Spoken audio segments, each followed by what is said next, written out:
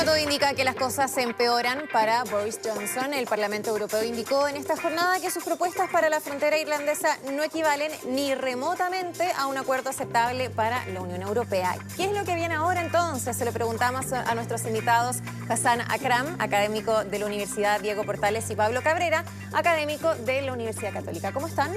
Muy bien, gracias. Muy bien, Muy muchas gracias, buenas noches. Hablemos primero del tema de la frontera, porque ahí se mencionaba, por ejemplo, que se establece una regulación que tiene que ver con la regulación que ya existe en la Unión Europea para Irlanda del Norte, que tiene que ver, por ejemplo, con los alimentos en general, que vengan de la agricultura también, etcétera, pero no para las personas, capitales y servicios. ¿Es tan así o no? Bueno, lo que sale hoy día es relacionado con los productos agrícolas y industriales, ni siquiera con la libre circulación de personas, pero eso estaba implícito en lo que se hablaba desde el principio. O sea, no es que se omita. No es claro, pero obviamente que, si bien es cierto, es bien creativo, la recepción que ha tenido tanto en los medios europeos, sobre todo en los parlamentarios europeos, que de alguna manera se tendrán que pronunciar al respecto, y por parte del primer ministro de Irlanda, no son muy alentadoras en cuanto a que vaya a poder implementarse esto. Creo que lo dijimos desde el principio, el tema del backstop era el tema central. Es muy querido o muy dolido también fue para Gran Bretaña poder llegar a este acuerdo de Viernes Santo, como para que ahora, por un tema técnico, político, se deshaga, ¿no? Entonces hay muchas variables y creo que Boris Johnson esta vez sí parece caminar un poco por la cuerda floja.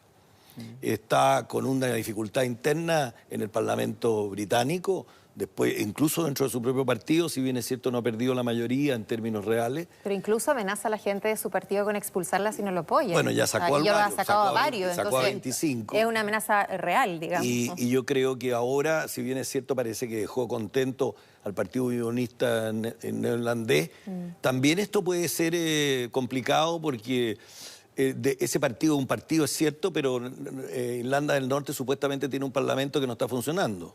Entonces, todo lo que se establece en esto es prácticamente un querer ser, un deber ser a lo mejor para Johnson, un querer ser para otro.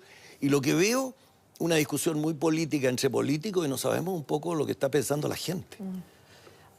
Hay que analizar un poco la parte técnica, que es un poco complejo, pero en lo más simple, el problema europeo es principalmente un problema económico, porque Irlanda del Norte tiene un acuerdo de libre traspaso de personas con la República desde hace tiempo. El tema acá es proteger la economía europea. Ya, o sea, ahora, eso tiene dos el paso de las componentes. personas sigue igual. No, eso no va a cambiar. Son dos elementos que componen el acuerdo económico europeo. Primero es el arancel común externo. Eso es todos los tratados que tiene Europa como una comunidad con otros países, como Estados Unidos, por ejemplo. Y en este momento el Reino Unido, Irlanda y toda la comunidad tiene un arancel común con esos países. Con este acuerdo, Irlanda del Norte y el Reino Unido salen del arancel común porque ellos quieren negociar sus propios tratados de libre comercio con otros países, claro, principalmente con los Estados Unidos de Trump. Esa opción ya es un gran problema porque si uno va a eliminar el arancel común, entonces pueden entrar productos estadounidenses a Irlanda del Norte y después pasar a Irlanda, o sea, a otro país y miembro de la Unión Europea, sin pagar los aranceles correspondientes. Entonces hay un problema de contrabando. Ahora hay un elemento adicional, que es no solamente el acuerdo de arancel común, sino los aranceles internos, la relación que tiene Irlanda, el Reino Unido con Francia, con Alemania y con todos los demás. En eso el plan de Johnson ha cambiado, porque dice que Irlanda del Norte únicamente va a mantenerse dentro del mercado único, mantener la armonización regulatoria y va a mantener sus aranceles internos a cero. Entonces van a poder pasar los productos entre Irlanda y las demás partes de la Unión Europea. Entonces la frontera, que es el gran problema, no queremos una nueva frontera dura en Irlanda. La parte de la frontera regulatoria no va a existir porque Irlanda se mantiene dentro del acuerdo general. Pero el arancel aduanero sí se mantiene y eso se establece. Y eso es un tremendo problema porque ahora uno puede decir que una frontera que es solamente aduanera es mucho menos dura que una frontera que incluye también la parte regulatoria. Claro. Pero, por ejemplo, Suecia y Noruega están en exactamente la misma posición.